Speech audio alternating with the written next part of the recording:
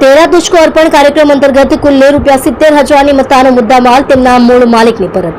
સુરત શહેર police commissioner Shri તથા ખાસ પોલીસ કમિશનર શ્રી સેક્ટર 1 તથા નાયબ પોલીસ કમિશનર શ્રી ઝોન 1 અને મદદનીશ police commissioner Shri B division Surat શહેરનાઓએ સાવલી પોલીસ સ્ટેશનમાં નાગરિકોના ગુમ ગેરવલ્લે થયેલ મોબાઈલ ફોન તેના મૂળ માલિકોને પરત કરવા સૂચના આપેલ.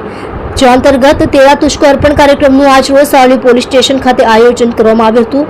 જે કાર્યક્રમમાં સાવલી પોલીસ સ્ટેશન દ્વારા લોકોના ગુમ ગેરવલ્લે થયેલ મોબાઈલ ફોન નંગ 5 જેની કિંમત ₹70,000 અરજદારો મૂળ માલિકોને પરત કરી પ્રશંસનીય કામગીરી કરવામાં આવેલ છે.